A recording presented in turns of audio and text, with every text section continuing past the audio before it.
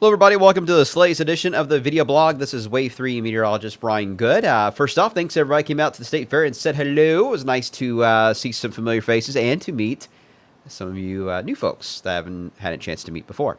All right, we'll make this pretty quick because, as you all know, as the video progresses, it becomes more of a kung fu movie because the video and audio get separated and then gets entertaining to watch.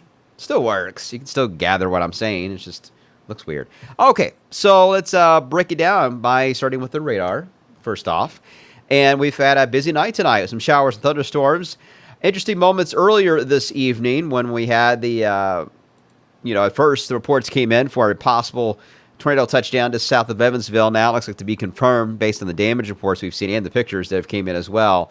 That storm tracked to the south and east, and you see it right there, and then it just faded away. In fact, this is where it fades off the radar.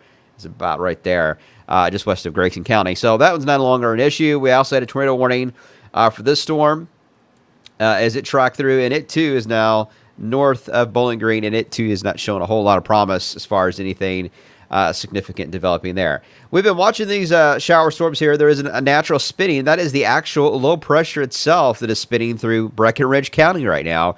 That's how small this low is. It's only large enough to fit into a county. But this low pressure is tracking through, and the northern side of that, the wintertime, we call that the deformation zone, where the snow bands really tighten up. They don't go much further north. They just kind of hug on the northern side of the low. That's what we have along I-64, and then you get those storms that kind of track off to the east ahead of it there. Hope you got all that. Sorry, that was a lot of drawing. But you can basically see what the low pressure is tracking off to the east and then heading into eastern Kentucky as we went to later on for tonight. So still some more downpours. The low pressure is, as you saw there, is already moving off to the east. So tomorrow morning, it'll probably be further east than what I'm showing here. But the rain will decrease in intensity and in coverage.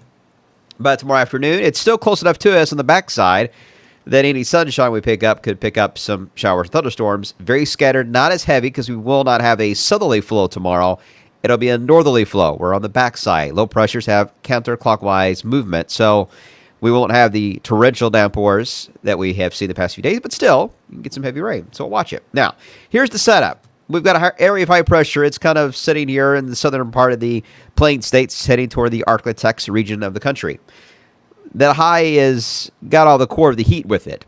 It's wanting really, really bad to track off to the east and move into Kentucky and trench us in the 90s. The GFS model in particular is going bonkers with this idea and just wants to take over the whole Ohio Valley and give us upper 90s to near 100 degrees. Don't see that being the factor. I think the high is going to get stuck right here, which means the jet stream is going to have a flow around it where we constantly see little waves of energy right along the northeast side of that low pressure. And each time one comes through, depending on the time of day, it could contain some heavy rain, lightning, and maybe some stronger storms. If it comes through in the afternoon, that'll be your highest. You'd see a stronger storm. But most of this seems to be timing out for overnight periods. Here it is on Futurecast. This wind Monday afternoon. Again, the backside of the low pressure, a few scattered storms. The main low begins to move out of here into Virginia. Our next low moves on in. This was a little further to the north, but still some influence here. Showers and storms. Notice the clock, 1 o'clock Wednesday morning. So most of this will be later Tuesday night into the evening hours and fading off from there. And then as we head into Thursday, this one's also arriving Wednesday night, early Thursday morning. It too, very similar scenario, probably a nocturnal event, some showers and thunderstorms rolling through. So the afternoon, evening hours, the highest risk. Then as we head into Friday, this is where the models really if diverge, and they have all summer. GFS is constantly wanting to heat us up. The European says, yeah, I can see where you're getting that idea, but the reality is we're going to have another cool snap. So the two models have been battling, but I will say, for the first time this summer, I've seen both of them trying to hint at a return to the 90-degree weather. This is the GFS model showing the potential 90s as we head into the weekend. It's showing that core, that high, though, still about the same spot, right over areas of Arkansas, but it is trying to stretch its legs out a little more in the Ohio Valley. Ironman, by the way, on Sunday. Hopefully it will not be a hot day, but I'm sure they'll probably take the heat over the rain, the heavy rain it could move in. And then as we head into next week, GFS is still gung-ho on this idea that this is going to be locked in and it's going to be hot over the southeast corner, and the northwest will have a chance to cool down.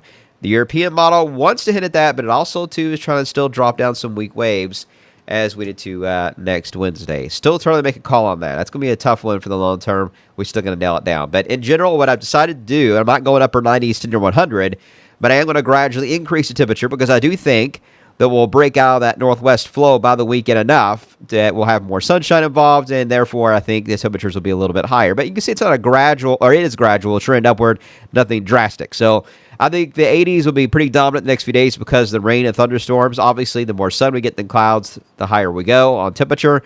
And then as we enter the weekend, I think we're going to lessen our cloud coverage and increase the potential for some lower 90s to come through the area. So that's how it looks right now. Again, this is ever changing. It's not going to be a washout of a week. I know that 70 looks kind of scary. Rain chances all over the place. It's just going to be daily activity. And again, it'll come in waves, and most of them may time out to be at night. So that's how it looks for right now. We're back tonight at 11 o'clock. Shannon Cogan's with me tonight as Myra has the night off. I'll see you then. Stay awake.